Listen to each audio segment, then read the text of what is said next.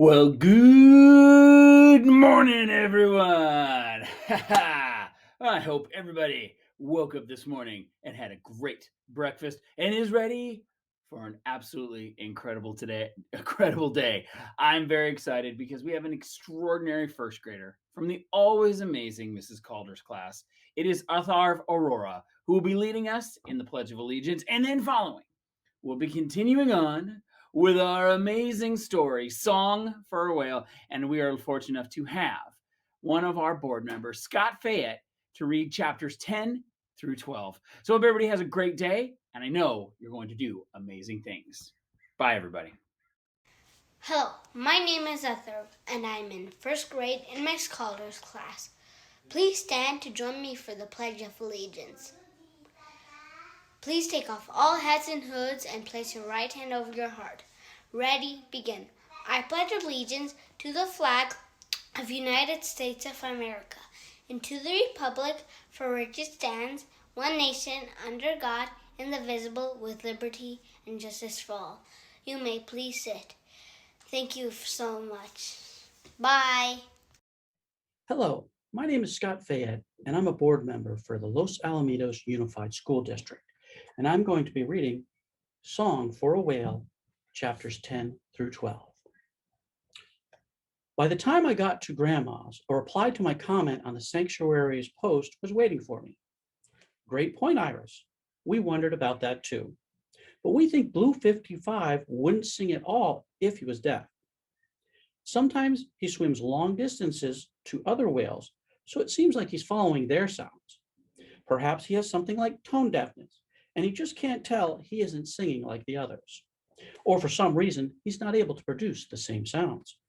Sometimes he's quiet for weeks at a time, and we worry that he's given up or that he's no longer alive. But then he starts singing again.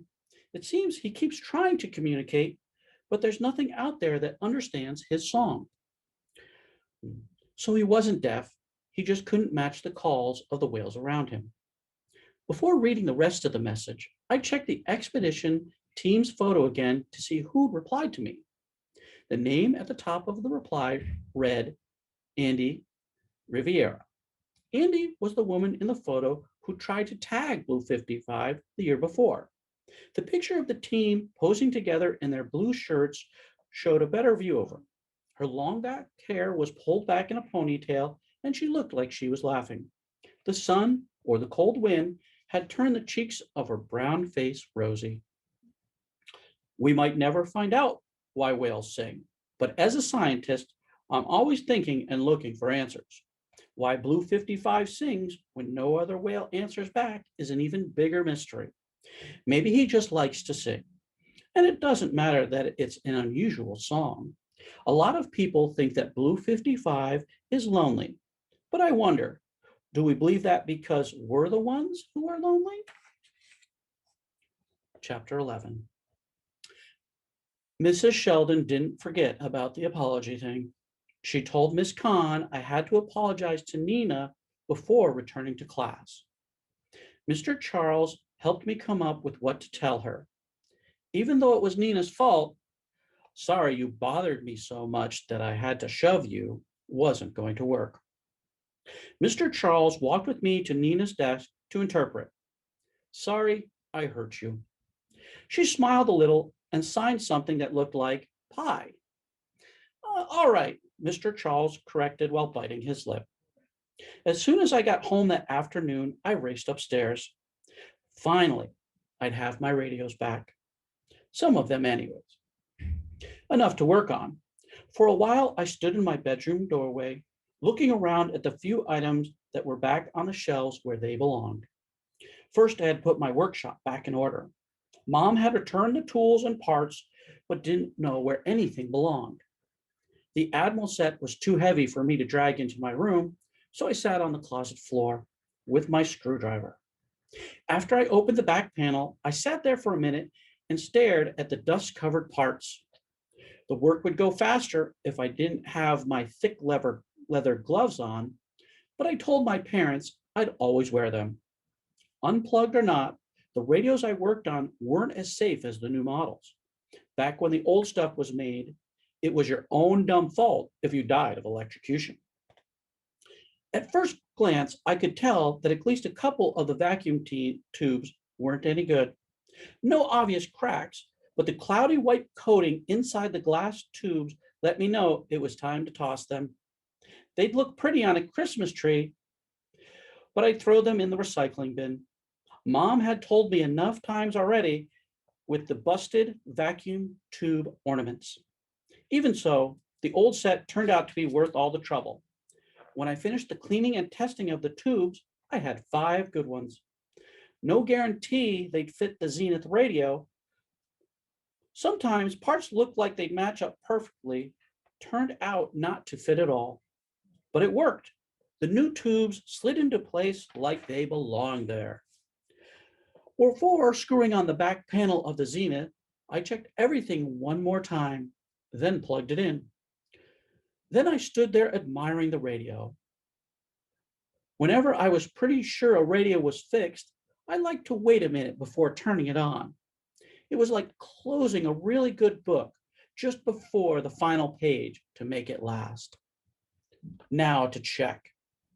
I turned on the radio for a few seconds, then switched it off and stepped back.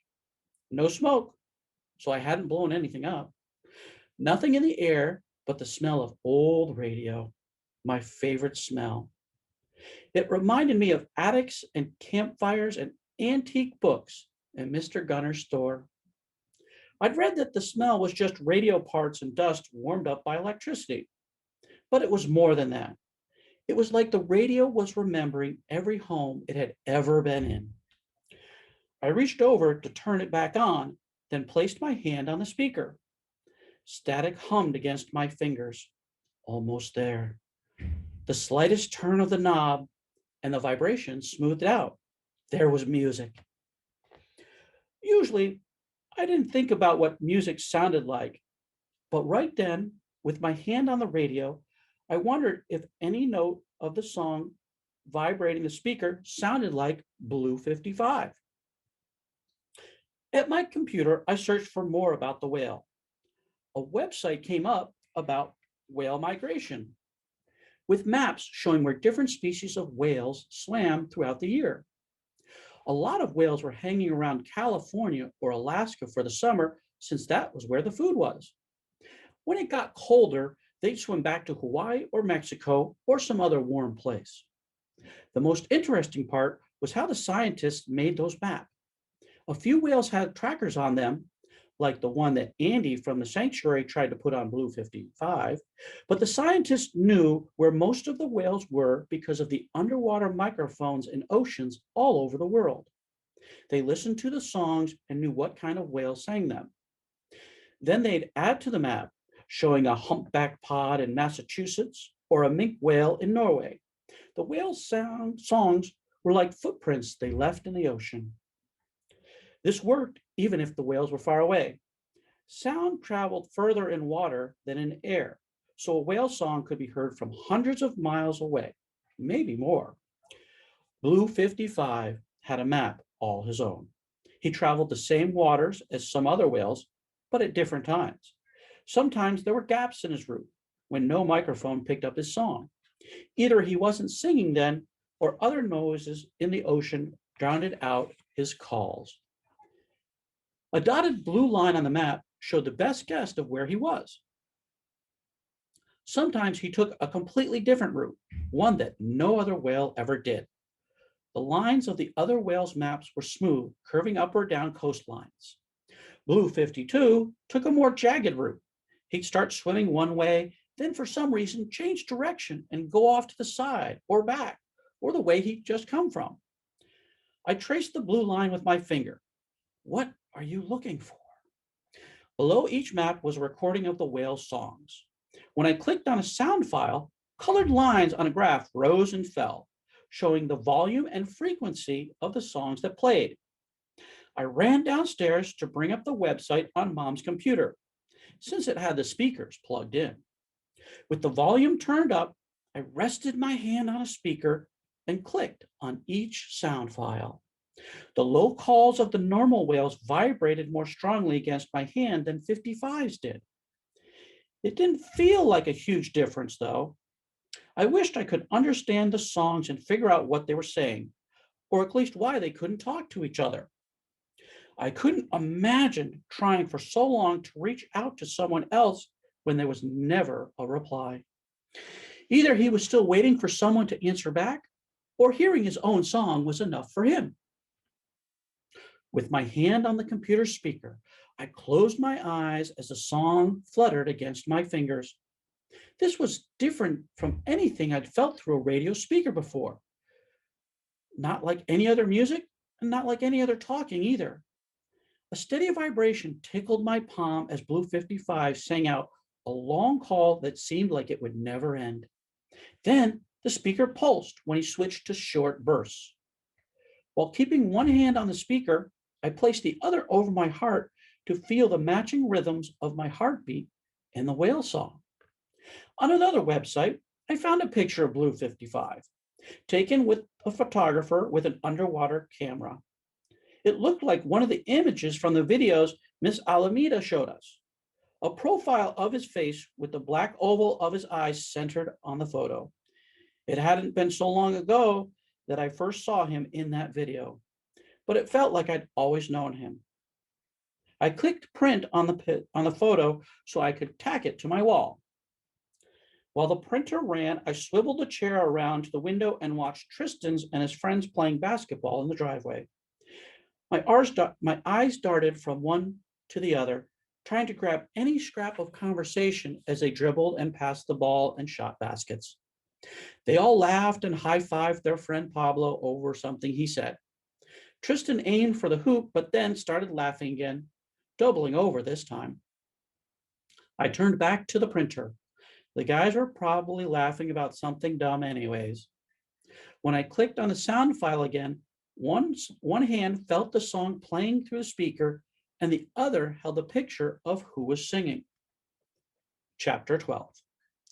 Mr. Gunner smiled, and I waved as I carried the Zenith into the shop. I set it on the counter and waited while I rang up a customer buying a creepy old doll. "It really works?" he said after the customer left. Mr. Gunner used to have a bushy mustache that talking to him was like trying to lip read a walrus. He kept it trimmed now so it didn't hang over his upper lip anymore. I nodded and invited him to check it out. Sometimes the radios needed a little more adjusting after I thought I was finished. I knew when a radio was working, but I couldn't always tell if the sound was clear enough. Some static was too faint for me to feel crackling against the speakers. Mr. Gunner's smile let me know that I had gotten it right. He shook his head and laughed. Then he looked at me so I could see his mouth. To make things clearer, he threw a few signs he'd learned from me. "I admit, I wasn't sure you could fix this one." He tied a price tag to the cord, then handed me the radio. After putting it on a shelf, I wandered around the store to see if there was anything I needed. Mr. Gunner gave me an employee discount, even though I wasn't officially an employee. The store was where I first got interested in electronics. Grandpa and I would pick up things like old lamps and toys and take them home to work on them together. Sometimes we'd take parts from different lamps and make a whole new one, like the bottle lamp I made for Grandma. Then I started not just fixing things, but making things. I built an alarm clock that shook my mattress in the morning. All the parts I picked up at Moe's. I made an alarm clock for Tristan too.